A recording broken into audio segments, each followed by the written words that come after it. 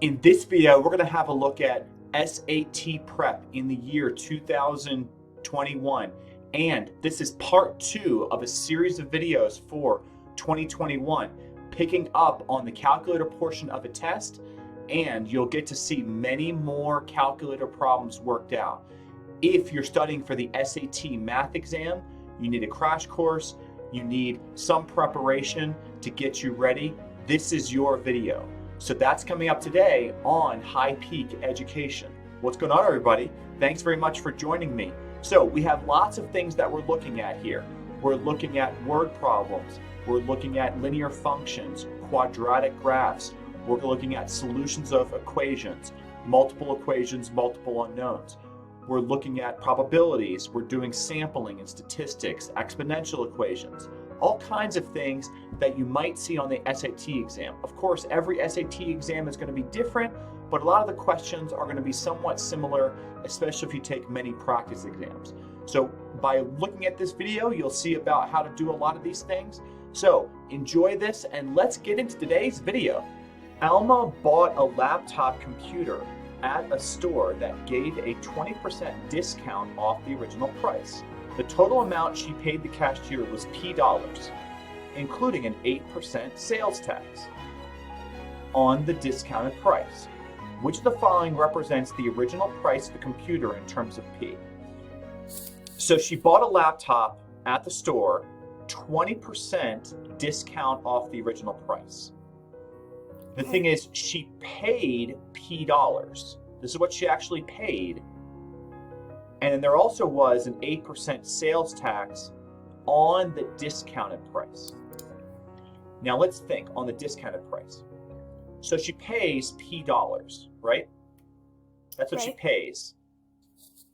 Pays should be, now by the way, do you assess the sales tax at the beginning or at the end? I'd say at the end, right? They usually calculate the sales tax after the product's been discounted or whatever.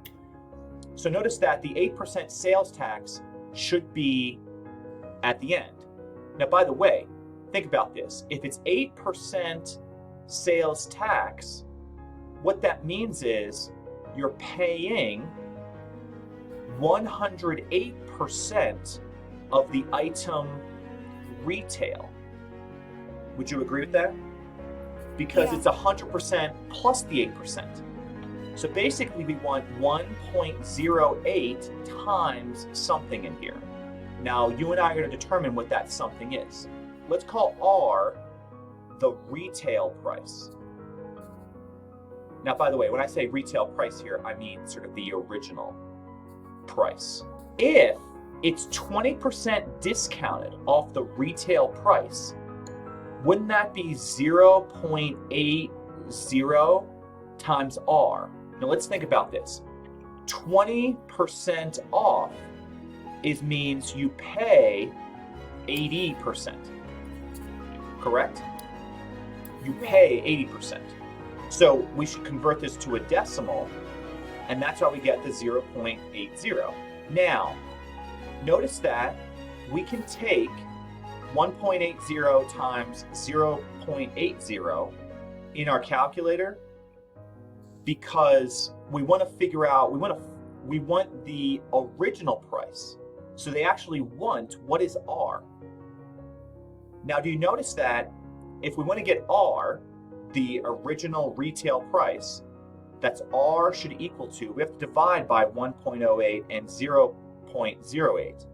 So that would be P over 1.08 times 0.80. Now, by the way, we could have multiplied everything out, but you notice that that's why you get choice D for the correct answer. Because they left it in sort of the form where they're seeing if you can get it correct. Dreams were called during 1 week. So we have group X, group Y, totals, and we have none, 1 to 4, 5 or more totals. Now, by the way, when it comes to totals is not the same thing as the thing. So I'd recommend maybe thinking about a thick line here, Because the totals are not the things themselves, right? Like you total this row, You total this column, total this column, total this column. And then this right here is the sample size, sometimes called the grand total, right? So there was 200 people in our study. Okay, anyway, let's take a look at the question. The data in the table above were produced by a sleep researcher studying the number of dreams people recall when asked to record their dreams for 1 week.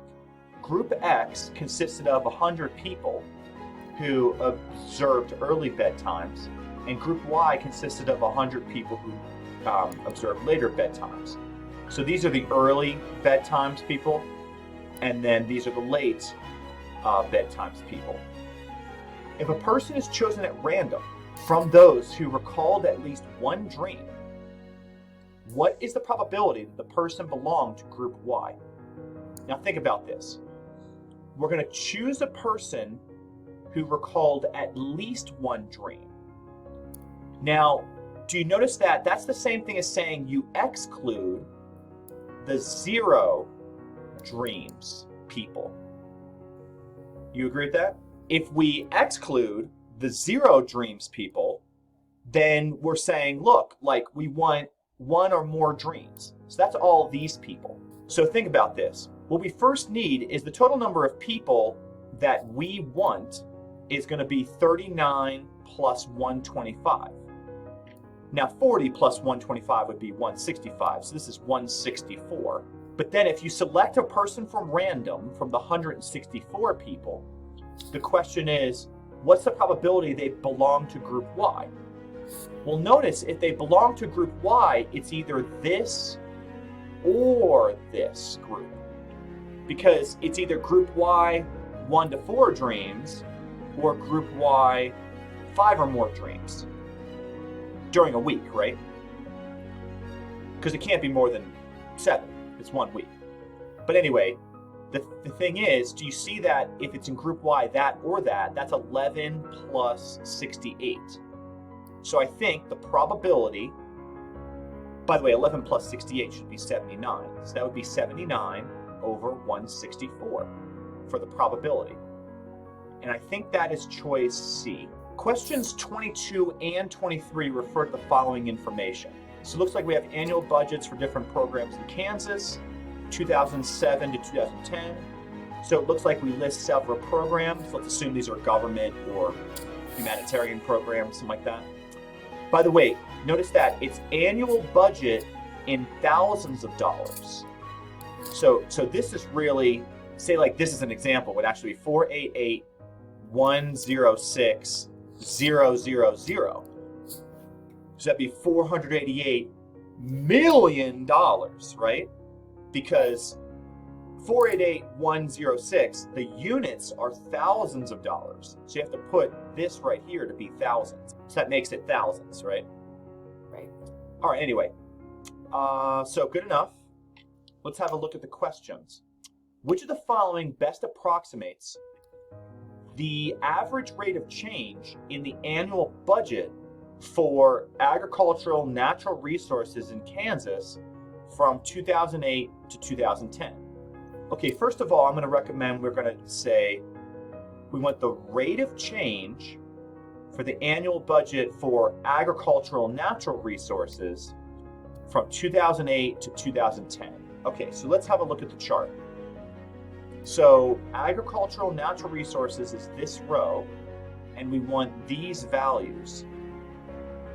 Now notice that if we just do a straight subtraction, I think the straight subtraction is going to be this number minus this number. 488,106 minus 358,708.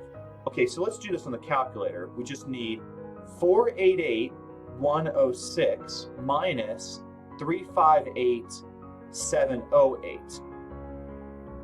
Okay, so that's 129,398, but that's in, once again, thousands, right? Right. So we need a 0, 0, 0. So it's just under $130 million, about 129 point something other $million. So yeah, I think it's choice D, about $130 million. Of the following, which program's ratio of its 2007 budget to its 2010 budget is closest to the human resources program's ratio of its 2007 to 2010 budget. So what we need to compare against human resources. So we need to do a ratio of human resources 2007 to 2010. So let's just go ahead and get that approximated. So here's human resources. So that's going to be, let's see, 2007 over 2010 is like 4.015.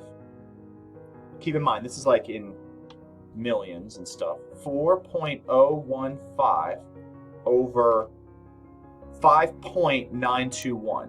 Remember, it looks like on the chart it's millions, but it's actually billions because those were already in millions on the chart, right? But all I'm doing is I'm just taking the digits. All we really need is the 4.015 and 5.921. 4.015 over 5.921. So this is about 0.678. 0.678. So we want to figure out who is closest to 0.678. So let's try agricultural. And by the way, we should only try the choices listed in here. So agricultural, natural resources, education, highways, public safety. Okay, so we're not going to do general government. Let's start with agricultural, natural resources. Notice that we need this number over this number. Right. Because we need the ratio. So we need 373.904 over 488. Okay, so that's 76. Sorry, 0.76. So that's not correct. Let's try the next one. Let's try education. Education is going to be, again, this number over this number. So that's 2.164. Now keep in mind, you only need like the beginning digits because you don't need like all the detail. Over 3.008 because we're just estimating. That's 0.719. So 0.719. So that's not quite correct. So this is incorrect as well. Okay, highways and transportation. This one over this one. So let's do 1.468 over 1.773.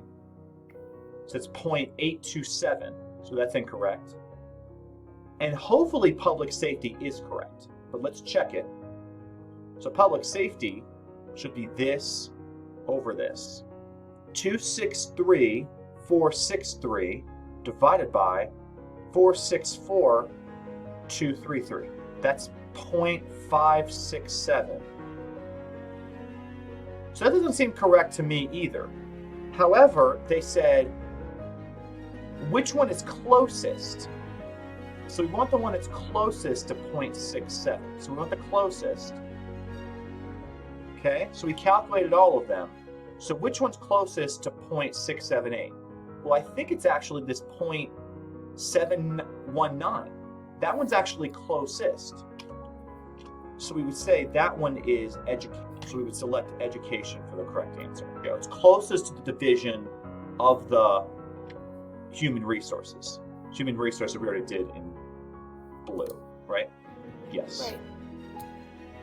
Number 24, which of the following is an equation of a circle in the xy plane with center 0, 4, and radius with endpoint 4/3, 5? Okay, this is a little tricky. I'm not sure if you know what the equation of a circle is, the general equation of a circle.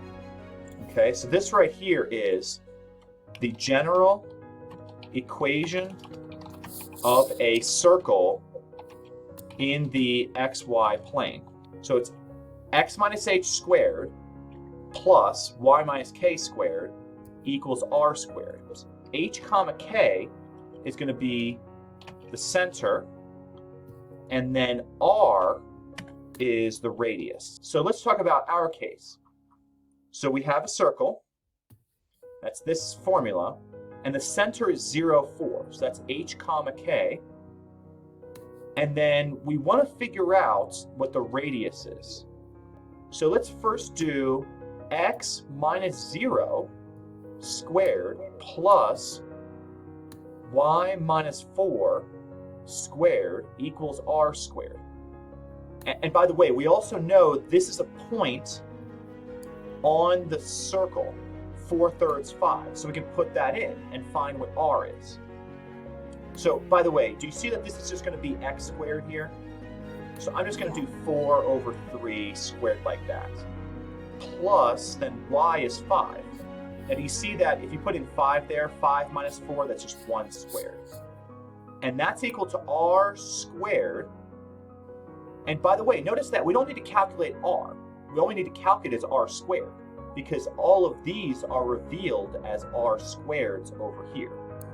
We don't need to calculate r itself. But when we square this, we got 16/9 plus, when you square 1, it's just 1. So that'd be 9/9. So that's 25/9 equals r squared. Now, we can immediately eliminate these two choices, because these are the only ones with 25/9. But because the circle is centered at 0, 4, not 4, 0, remember, when 4 is y and it's positive, there's a minus. So choice A is the correct answer, because it's y minus 4, not y plus 4. That's a ghost answer, because if k is positive, there's a minus in the formula. Okay, number 25, it says, the equation above expresses the approximate height h in meters of a ball t seconds after its launch vertically upward from the ground with an initial velocity of 25 meters per second. After approximately how many seconds will the ball hit the ground? Okay, so what's the value of h when it hits the ground? H equals 0 meters. You agree? Right. We did that with the remember that football question we did? When the height of the football was 0, it hit the ground. That was several weeks back, right? But you get the idea. So that means 0 should equal, now by the way, we need to factor this. Why factor? Because we need to solve a quadratic. And notice that like factoring is going to be the easiest way. We could use quadratic formula, factoring would be faster. So we factor out t. That's going to be t times negative 4.9 t plus 25. Do you see that this right here is t equal to 0? That's the launch point. But if we want it to hit the ground, we want this point for height 0. So we want 0 equals negative 4.9 t plus 25. So if we want to solve for t, we have to subtract 25 and then divide by negative 4.9. Negative 25 over negative 4.9. And that should approximate the time it hits the ground. That's about 5.1 seconds. So the closest value right here is 5.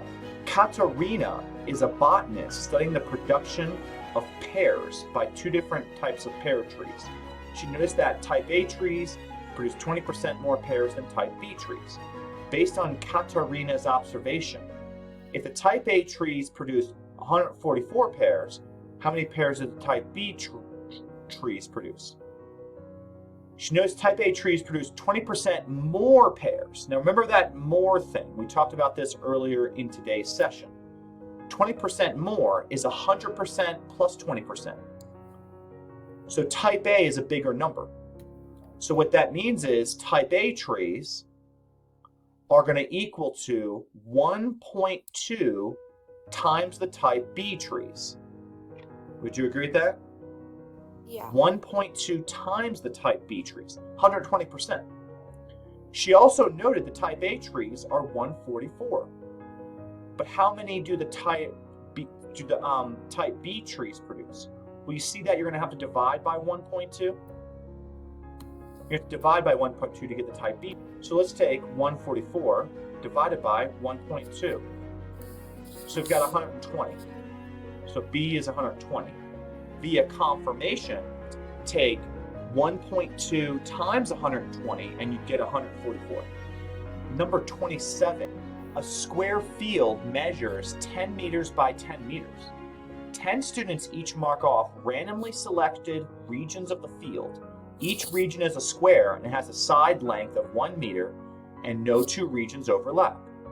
The students count the earthworms contained in the soil to a depth of 5 centimeters beneath the ground surface in each region. The results are shown in the table below. Okay, so we've got various regions, A through E, number of earthworms, and then notice that, by the way, we've also got F through J. That's because there's 10 students. So, basically, there's 10 students, we go A all the way through J. Which of the following is a reasonable approximation for the number of earthworms to a depth of 5 centimeters between the ground surface in the entire field? Okay, so let's reread the problem and mark some important things and make some comments. A square field is 10 by 10. So it's 10 by 10. So could you imagine that basically if it's 10 by 10 and it's a square, so let me sketch a square here. How many 1 by 1 squares are there in there? How many 1 by 1 squares?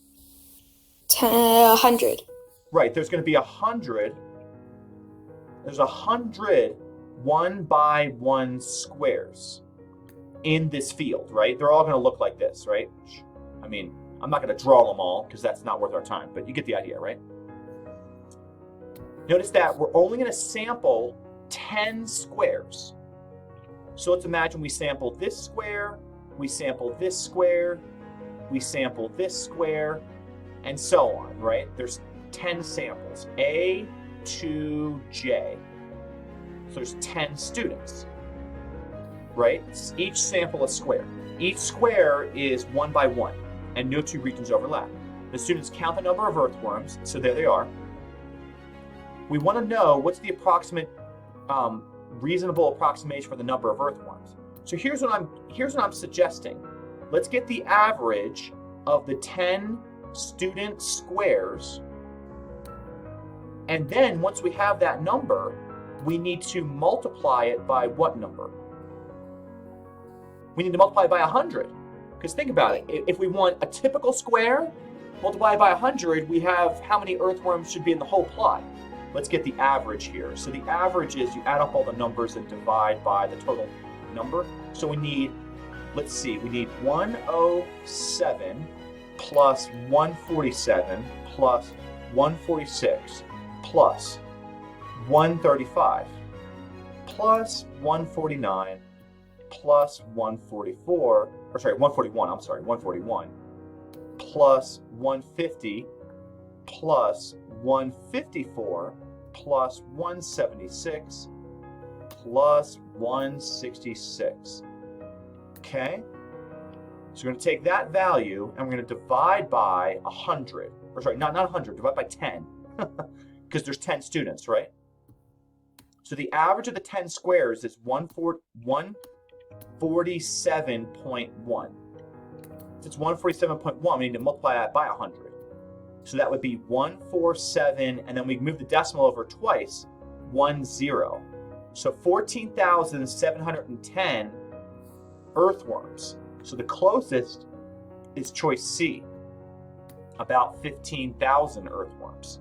So on that last one, we needed to find an average square, and then what we needed to do was multiply it up to 100 squares.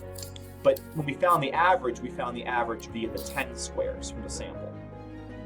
Let's have a look at number 28. It says we have quadrants labeled in terms of Roman numerals. If the system of inequalities y greater than 2x plus 1 and y greater than 1/2 x minus 1 is graphed in the xy plane, which quadrant contains no solutions to the system? Well, let's do this first one here in red. So 2x plus 1. Now notice that the y-intercept would be there, and that the line is going to be sloping upward, right? Now, by the way, we want to know, does it hit here? Does it hit here? So we should go down 2 and then over 1. So that's going to be a positive slope. So it's going to be like this. So you see that this line is going to be like so. Okay. And furthermore, that's the boundary. So we want y values greater than that. So since we want y values greater than that, these are all the points, right? With me so far? Then let's do y greater than 1/2 x minus 1. Now, y greater than 1/2 x minus 1 is a y-intercept of -1 and a slope of 1/2. So if we do this one in blue, we should have, let's see, here's -1, and then we got a slope, we got a rise 1 and then run 2. So that's to there. So we've got to go like so. Be perfect, but you get the idea. So anyway, let's just do some more dots. Okay, so you get the idea. Now notice that it looks to me like quadrant 2 has solutions and quadrant 3 has solutions. But quadrant 1 does not. And quadrant 1 has some solutions because they are right there if you look closely. Quadrant 4 is the only one that does not have solutions. So if you look closely, quadrant 4 is not going to have any solutions because it doesn't have the double overlap of red and blue. Let's do number 29. For a polynomial p of x, the value of p3 is -2. Which of the following must be true about px? So here's the deal. If we do p of 3 equals -2, that's like saying that's the remainder. This is basically what we call the remainder theorem. This is basically the remainder if x equals 3.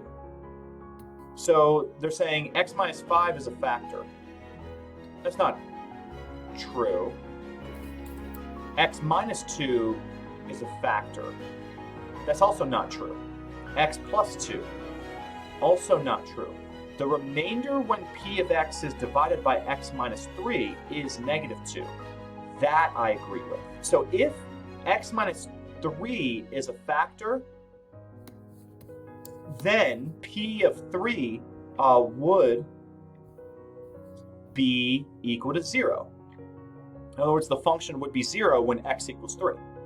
But because we get something that's not 0, then basically we have to say, okay, like, how much is the remainder? So that's the answer. All right, how about number 30? So here we have a parabola on a graph, and it says, which of the following is an equivalent form of the equation of the graph shown in the xy plane above, from which the coordinates of vertex A can be identified as constants in the equation? Now, if you look closely here, it looks like, I don't know, the y value is just a little bit below -15, so I'm going to guess -16. And the x value looks to be 1. Would you agree with that? Yeah. So if it's 1, -16 for the vertex, remember the vertex is h comma k.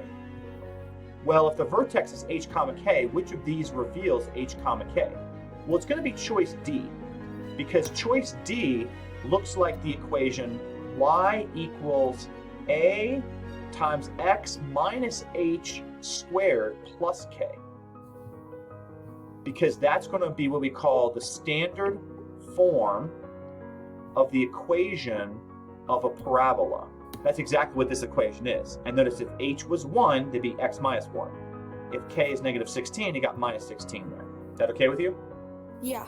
Notice the other ones, especially A and B, are ghost answers because they're trying to trick you with these x-intercepts. Name -3 and 5. Okay, so don't pay attention to A and B in a case like that, okay? They want the vertex. Vertex is here, right? Here's our friend, the vertex. Now, when we get on to number 31, we don't have the multiple choices anymore. We just have, how do you say?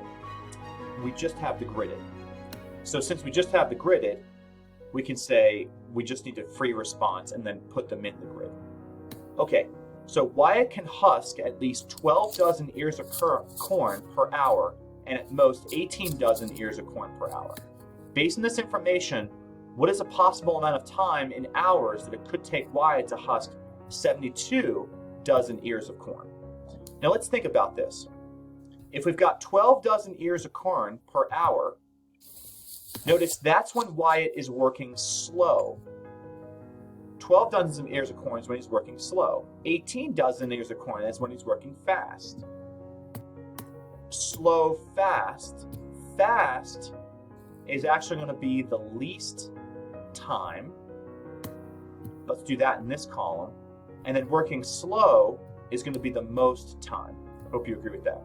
So Okay. if he's working fast, 18 doesn't. How many times does 18 go into 72? Well, why is that? Well, he needs to complete the whole job. Because I hope you can tell that ears of corn divided by his rate should be his time. So if rate times time equals distance, in this case the distance is e, it's the number of ears of corn, then the distance divided by the rate should be the time, right? So ears of corn divided by rate is time. So anyway, we should do 72 divided by 18. So 72 divided by 18, that's going to be 4, let's see, hours. And if we're going to do, let's see, 72 divided by 12, that's going to be 6 hours. 6 hours. Remember I said this a couple days ago. Give them one answer. When you give them one answer, the most likely answer is going to be 5 hours. So that should be the answer. Because think about this. Is Wyatt going to work his fastest rate the whole time? No. Probably not. Is he going to work his slowest rate the whole time? No. Probably not. It's probably going to be some average. So the average would be 5. We just want an integer value in hours. So you'd enter 5. By the way, in the actual gridded thing, you don't enter units. You just bubble in 5. Number 32. The posted weight limit for a covered wooden bridge in Pennsylvania is 6,000 pounds. Okay? By the way, I mean, I wouldn't trust it in Pennsylvania. Many people know the PennDOT, Pennsylvania Department of Transportation, to probably be the worst in the United States of America. But let's just assume that they were actually having a good day. Sorry, I've actually lived in Pennsylvania, so I kind of know what I'm talking about. Okay. So let's see. A delivery truck that's carrying X identical boxes, each weighing 14 pounds, will pass over the bridge. If the combined weight of the empty delivery truck and its driver is 4,500 pounds, what is the maximum possible value for X that will keep the combined weight of the truck driver and the boxes below the bridge's posted weight limit? Okay, so think about this. What we want is we want the total weight to be less than 6,000. So we want the total weight to be less than 6,000 pounds. We're carrying X boxes. So would you agree that the weight of the boxes, WB, weight of the boxes, is going to be 14 times X? It's 14 pounds per box times X, which is the number of boxes we're carrying.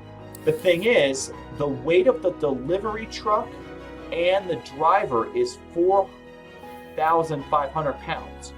So the weight of the empty truck is going to be 4,500. Now, would you agree that the total weight is the weight of the empty truck plus the weight of the boxes? The total weight is just the weight of the empty truck, which has the driver in it, plus the weight of the boxes. And that has to be less than 6,000.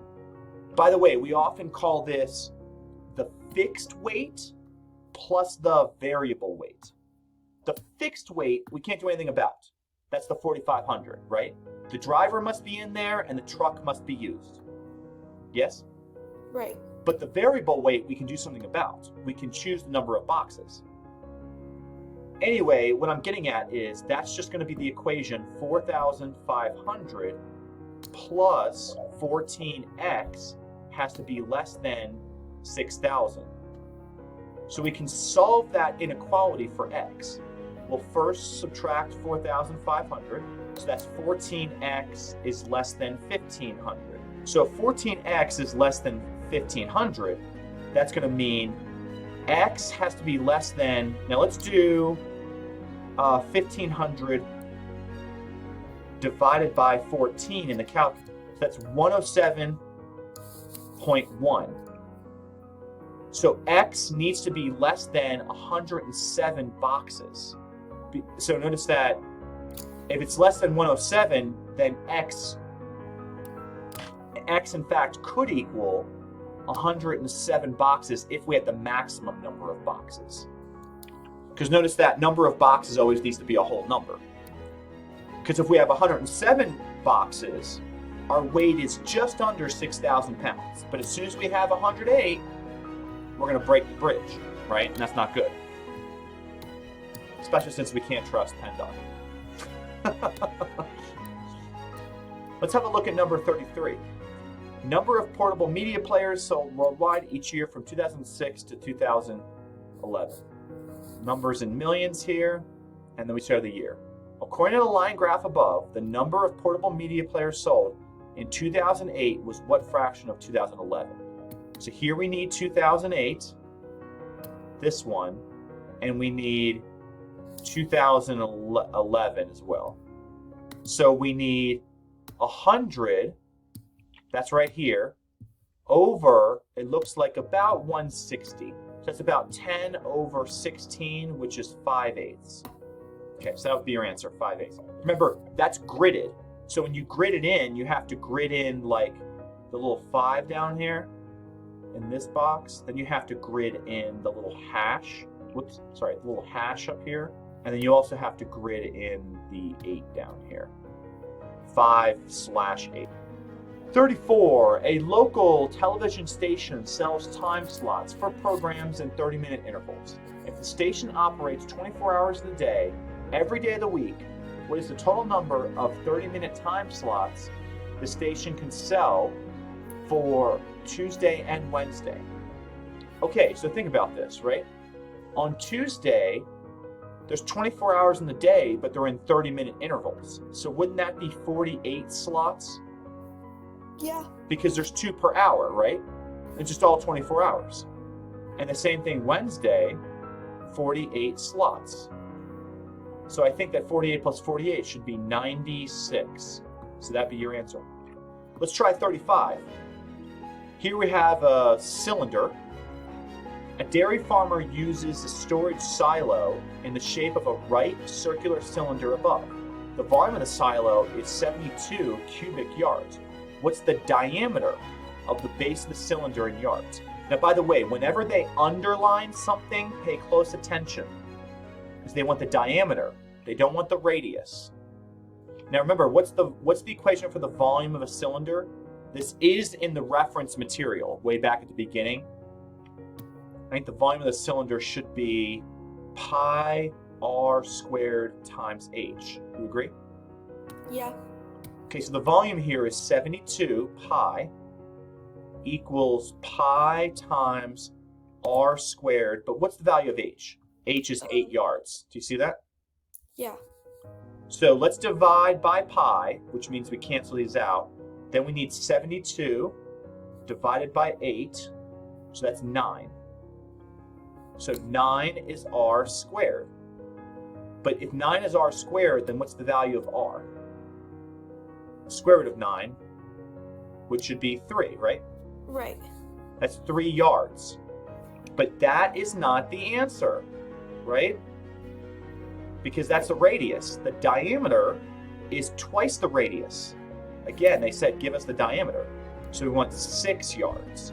And by the way, remember, in the gridded problems, you do not enter units, so just enter 6. But no, just grid the number 6, okay? Okay. For what value of x is the function h above undefined? If any of these things, if the denominator is 0, then we get like undefined. So if you squared out x minus 5, that's going to be x squared minus 10x plus 25. If you distributed this is plus 4x minus 20 plus 4.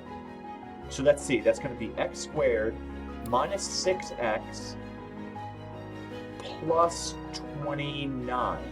So then what we need to do is we need to use the quadratic formula because we can't factor this. So this is negative of negative b plus or minus the square root of b squared. That's negative 6 squared minus 4 times 1 times 29 all over 2 times a. 2 times 1. Now, by the way, I'm really interested in what's underneath the square root because I have a suspicion. So if you do what's underneath the square root, you have 36 minus, because that's negative 6 squared, minus 4 times 29. And that's negative 80. That's the square root of negative 80. And you can just stop. Go anymore? Right, you can't take the square root of negative 80. So if you take the square root of negative 80, you know what that means? That means this downstairs here is always positive. And if this is always positive, is it ever going to be 0? No. So you would say none, okay? So none is the answer. So there's no value. Lastly, number 37 and 38. Jessica opened a bank account and earns 2% interest compounded annually. Her initial deposit was $100. She uses the expression 100 times x to the t to find the value in the account after t years. What's the value of x in the expression? Well, x is going to be 1.02 because that's the same thing as 102%. She's earning 2% on her money every year. Jessica's friend Tyshawn found an account that earns 2.5% interest compounded annually. He made an initial deposit of $100 into this account. At the same time, Jessica made a deposit of $100 into her account. After 10 years, how much more money will Tyshawn's initial deposit have earned compared to Jessica's initial deposit? Round your answer to the nearest cent and ignore the dollar sign when grading your response. Okay, so for Jessica, for 10 years, we just need, let's see, 100 times 1.02 raised to the 10th. So let's get that number. So we need 100 times 1.02 raised to the 10th. Okay, so we have 121.90. 121.90. So that's how much money she has. Tyshawn is going to be, let's see, here's Tyshawn. He puts in $100, but he earns 1.025 because he earns 2.5%. 10 years. So let's do the same sort of thing in our calculator, but we'll do 1.025. Okay, so let's see, 128.01. 128.01. So we need the difference. So that's 128.01. So 128.01 minus 121.90. And again, they don't want us to put units or anything, so it's 6.11. So Tyshawn's earning $6.11 more. So hopefully one of the things you learn from this video is that there's a diversity of questions on the SAT math exam. And one thing you can't really do is be prepared for all types of questions. But hopefully by taking a look at this video and doing lots of practice, you have a good idea of what to expect. And you understand that there's going to be lots of algebra, that there's going to be some pre-calculus, some namely things like trigonometry or imaginary numbers perhaps. There's also going to be some real-world problems with data analysis, and there's also going to be passport to advanced math. So some things like nonlinear equations and things like that. So hopefully you're ready for your SAT math exam. Please share this video with anyone that may need it. Please let us know in the comments what else you want to hear from us regarding SAT prep. And thank you for watching High Peak Education. Please smash that like button if you enjoyed this content. Please subscribe to the channel to grow the channel. Social media links are down in the description box below. Please support us on Patreon. And we want to thank you for watching this video. Look forward to reading your comments, and we will see you in the next video.